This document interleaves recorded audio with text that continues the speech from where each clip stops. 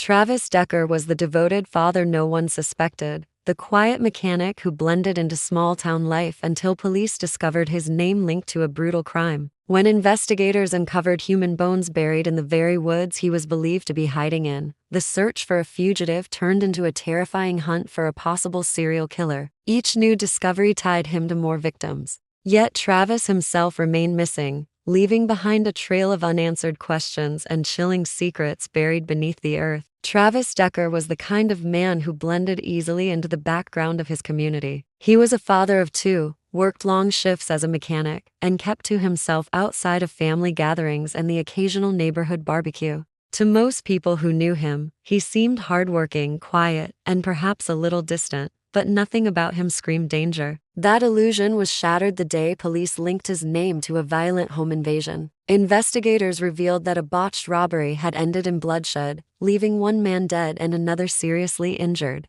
Evidence pointed squarely at Travis, yet when officers arrived at his house with a warrant, he was already gone. His car was missing, the front door was left unlocked, and a plate of food still sat untouched on the kitchen counter. It looked as though he had slipped out at the very moment law enforcement closed in. The manhunt that followed was relentless. Posters with Travis's face were plastered across towns, highways, and gas stations. News broadcasts described him as dangerous and unpredictable, urging the public to report any sightings. Tips flooded in from all over the state, claims of him being seen at a truck stop, or hiking along a trail, or sleeping in a motel under an assumed name. Each lead was pursued, but each one ended in disappointment. Travis had a way of staying just out of reach, as if he knew the steps investigators would take before they even made them. Some officers believed he was receiving help, while others argued he was simply clever enough to vanish on his own. As weeks turned into months, Travis Decker's name was added to the list of the state's most wanted fugitives. Families locked their doors more tightly at night, and every rumor of him being nearby sent small towns into panic. For his wife and children, the nightmare was even worse. They were left behind with unanswered questions, constantly under scrutiny from neighbors who wondered if they too had known more than they admitted. The silence of his disappearance began to take on an eerie weight, leaving everyone to wonder whether Travis was hiding in the shadows or had already fled far beyond reach. Yet investigators refused to let the trail grow cold, convinced that his story was far from finished and that somewhere, evidence of his secret life was waiting to be uncovered. The investigation shifted when search teams were directed to the outskirts of a small rural town where dense forests stretched for miles. The area had a reputation for being unsettling, a place hunters and hikers often avoided because of its silence and isolation. Officers were dispatched there after a local hiker reported stumbling upon an abandoned campsite tucked deep within the woods. At first glance, it didn't look unusual. An old tent collapsed under its own weight, rusted cans scattered on the ground, and a burned-out fire pit surrounded by damp ash. But investigators knew the location was important. Records showed Travis Decker had grown up hunting in that very forest, and locals remembered seeing someone who resembled him buying supplies from a nearby store months earlier. The suspicion that he might have used the woods as a hideout was enough to launch a full-scale search. Specially trained dogs were brought in to sweep the area, and almost immediately they picked up a scent. Handlers watched as the animals pulled toward a shallow pit hidden beneath a thick layer of branches and dead leaves. When officers began clearing the site, they uncovered something that sent a chill through everyone present. Beneath the earth lay human bones, weathered by time and stripped of flesh, arranged in a way that suggested they had been deliberately buried. The grim discovery forced the investigation in a new and darker direction. At first, speculation centered on whether the remains could belong to Travis himself. It was not uncommon for fugitives to die in hiding, consumed by the wilderness or by their own desperation. But closer examination suggested otherwise. The bones were too old, far too decomposed to be recent, and forensic experts estimated that they had been in the ground for years. That revelation left investigators grappling with unsettling possibilities. If these bones did not belong to Travis, then who were they? And more importantly, what connection did they have to the man already wanted for violent crimes? Word of the discovery spread quickly through the media, drawing crowds of reporters to the forest's edge. The community, already shaken by Travis's disappearance, was horrified to learn that their quiet woodland may have been used as a burial ground. The investigation, once focused solely on capturing a fugitive, now carried the weight of a much larger mystery. The forest no longer represented a place of escape for Travis Decker. It had become a stage for secrets that had been hidden beneath the soil, waiting for the right moment to surface.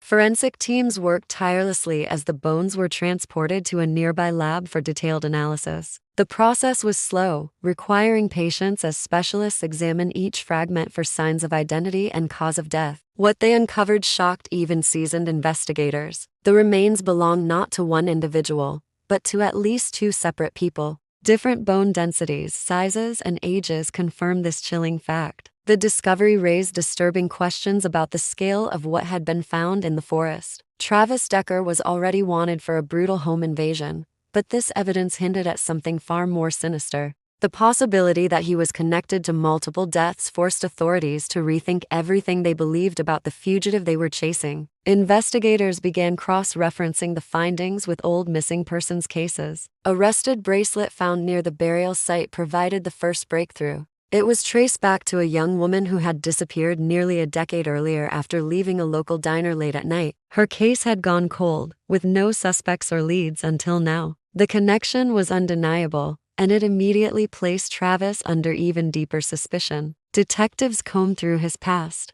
uncovering troubling patterns, sudden trips out of town, unaccounted stretches of time, and financial withdrawals from locations near where other people had gone missing. The evidence began to suggest that Travis's life had been built on secrets hidden in plain sight. While neighbors saw him as a quiet mechanic and father, investigators now suspected that he might have lived a double life filled with violence, deception, and carefully concealed crimes. The two sets of bones in the forest could be just the beginning, a fragment of a much larger story that had been unfolding silently for years. Forensic experts also examined the rusted knife blade discovered in the shallow grave. Though weathered by age and exposure, traces of blood remained embedded in the metal. DNA testing was ordered, and investigators waited anxiously for the results, knowing it could confirm the victims and further tie Travis to their deaths. The narrative surrounding him shifted dramatically. No longer was he just a wanted fugitive escaping justice. He was now a suspected predator whose crimes may have stretched far beyond what anyone initially imagined. Each revelation deepened the urgency of the search, as authorities feared more remains might be hidden in other places connected to his shadowed past. Public unease reached a fever pitch as news of the discovery spread across headlines and television screens. The quiet towns where Travis Decker once lived were now gripped by fear and suspicion. Families who had lost loved ones years earlier demanded answers, desperate to know if their missing relatives were among the remains found in the forest. Investigators were overwhelmed with new calls, each tip pointing to different possible connections, stretching the case in every direction. What had begun as a search for a wanted man had turned into a sprawling investigation into decades of disappearances, all with Travis's shadow looming over them. The breakthrough came when detectives followed a paper trail of financial records. Buried in stacks of documents was proof that Travis had rented a storage unit under an alias 2 years before his disappearance. Officers secured a warrant and forced open the rusted lock. Inside they found a chilling collection: blood-stained tarps folded neatly, heavy-duty ropes, hunting knives, and duct tape. Most disturbing of all was a hand-drawn map, its surface marked with red X's across different wooded regions in the state. Each mark suggested another location that could hold more secrets, like the forest where the bones were discovered. The storage unit shifted the focus of the investigation once again. It was no longer about one burial site but potentially many, scattered across miles of wilderness. Forensic experts worked on the items, linking the blood found on the tarps to unidentified DNA profiles. This discovery confirmed what detectives feared: Travis had left behind physical proof of more crimes. His careful double life now appeared less like a coincidence and more like a calculated pattern. The storage unit's contents revealed a man who planned meticulously, hiding tools and evidence where no one would think to look. The public grew restless as media outlets speculated about the number of victims. Was Travis Decker responsible for just 2 deaths, or had his crimes stretched across years, claiming countless lives? Families from nearby towns showed up at police stations, clutching photographs of sons, daughters, and spouses who had disappeared long ago. Investigators were under immense pressure to move quickly. to search the locations marked on the map before evidence faded further into the earth. Each new discovery deepened the mystery of Travis's disappearance. Was he still alive, watching from the shadows as his secrets came to light, or had his own fate been buried along with the bones he left behind? Months of painstaking work led investigators to focus on the red XS drawn on the map from Travis Decker's storage unit. Each mark represented a potential burial site, and search teams were deployed across vast stretches of wilderness. At first, the hunts turned up nothing but abandoned campsites, scattered debris, and false trails that seemed to lead nowhere. Yet persistence paid off when one remote site yielded another grim discovery. Buried deep beneath the soil were skeletal remains, this time accompanied by personal belongings: a torn leather wallet,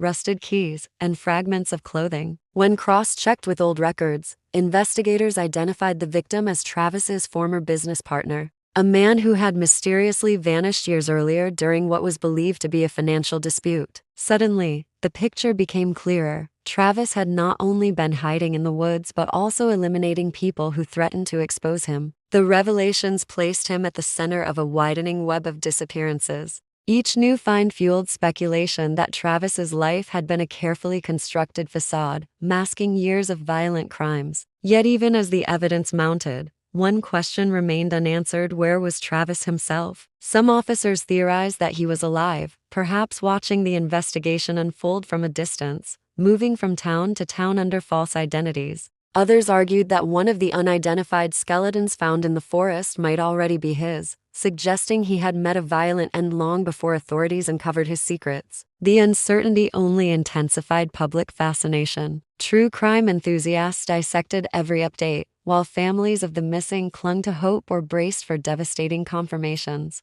The fear was no longer limited to a single community. Travis Decker's name had become synonymous with danger, a ghostly presence haunting multiple towns. Despite nationwide alerts and countless tips, no credible sighting of him ever surfaced. It was as though he had vanished into thin air, leaving only graves and unanswered questions behind. The case of Travis Decker remains unsolved, an unsettling blend of fact and speculation. Was he a cunning fugitive who slipped through the cracks of law enforcement, or had his own life ended in the very woods he once used to hide his crimes? The bones discovered in the search told stories of lives cut short, but they never revealed the ultimate fate of the man investigators sought. His absence has left a chilling silence, a reminder that some mysteries remain buried, waiting for time or chance to finally bring them into the light.